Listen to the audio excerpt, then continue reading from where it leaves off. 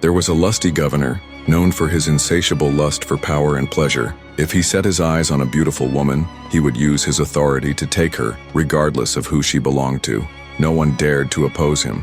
One day, the governor hosted a grand celebration for his son's birthday. The entire city was invited, including his most trusted advisor, who arrived with his wife. The moment the governor saw her, he was captivated. She was the most stunning woman he had ever laid eyes on. As the celebration ended and people returned home, the governor found himself restless. He couldn't stop thinking about the advisor's wife. That night, he tossed and turned, obsessing over ways to make her his. By morning, he had devised a plan. He summoned his advisor and handed him a sealed letter. "I need you to personally deliver this message to the governor of the neighboring state," he ordered. The loyal advisor, unaware of his governor's true intentions, bowed and agreed. He returned home, informed his wife, and then set off on his journey, completely oblivious to the trap that had just been set. The governor was growing impatient, every moment feeling like an eternity as he waited for his chance. Once he was certain the advisor had left on his journey, he wasted no time. He groomed himself, applied cologne, and set off on his Regal, the horse, toward the advisor's home. At that very moment, the advisor's wife, Rachel, had just finished her bath. She was sitting in the courtyard, letting her damp hair dry in the warm afternoon sun. As soon as she spotted the governor arriving at her doorstep, she quickly stood up and greeted him. "Welcome, Governor," she said respectfully. The governor raised his hand in acknowledgement and replied, "Nothing urgent. I was just passing by and thought I'd check in on my trusted advisor's home. I hope everything is well." Rachel, unaware of his true intentions, welcomed him inside with warmth and hospitality. She prepared a lavish meal, offering the finest dishes to her esteemed guest. But the governor hadn't come for food. As he nibbled on a few bites, his gaze lingered on her, and he finally spoke his mind. "I have seen many women in my life," he murmured, his voice thick with desire, "but none as breathtaking as you." Rachel had already sensed the governor's bad intentions. She was a smart and loyal wife who understood the moment he walked in that he had deliberately sent her husband away to trap her. She took a deep breath and spoke firmly. "Governor, let me ask you something. A lion is the king of the jungle, but does it stoop to eating scraps or digging through filth? When the one who is supposed to uphold justice turns to wrongdoing, where will the people go for fairness?" Her words were sharp, filled with wisdom and defiance. The governor felt a wave of shame wash over him. He had never been confronted like this before. Guilt settled deep in his chest as he realized just how dishonorable his actions were.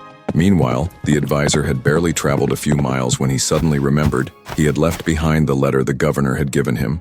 Without wasting a second, he turned his horse around and raced back toward his home. As he neared the house, his heart pounded. There, right outside his door, stood the governor's horse. His stomach dropped. He immediately understood what was happening. The thought of his wife betraying him with the governor consumed Ethan, making his blood boil. But he swallowed his anger and forced himself to stay quiet. Without confronting anyone, he picked up the letter he had forgotten and left the house unnoticed.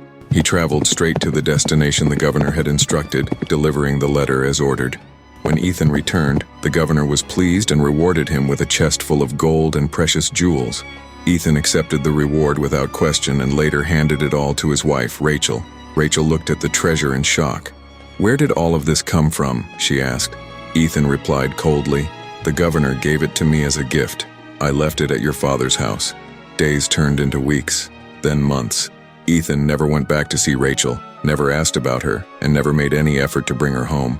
Eventually, Rachel's brothers, tired of waiting, confronted Nathan. "Why haven't you come to take our sister back?" they demanded.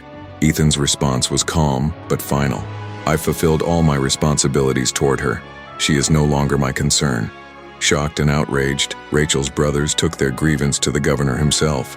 Rachel's brothers appeared before the governor and lodged a complaint against Ethan. The governor immediately summoned Ethan to hear his side of the story. Rachel's brothers spoke up. "Your Excellency, we entrusted him with a beautiful, flourishing orchard, full of ripe fruits and a well of pure, sweet water. But this man standing before you has destroyed that once thriving garden. He has taken all the fruit for himself and even tainted the well's water." The governor turned to Ethan and asked, "Is this true?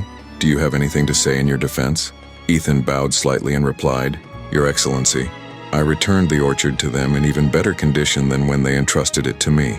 The governor then turned back to Rachel's brothers and asked, "Is this true?" They hesitated before nodding. Yes, Your Excellency, the orchard is indeed just as it was, but we demand to know why he returned it at all. The governor looked at Ethan once more. Ethan took a deep breath and began speaking. Your Majesty, my reason for giving back the garden wasn't jealousy or hatred. One day, I noticed lion tracks near the garden, and fear crept into my heart. I worried that if the lion had already been there, it might return and harm me. So, out of fear, I chose to stay away. The governor listened carefully, then stood up from his seat. Ethan, he said firmly, go back to your garden without fear. Yes, the lion may have wandered near, but it neither harmed the garden nor took a single fruit.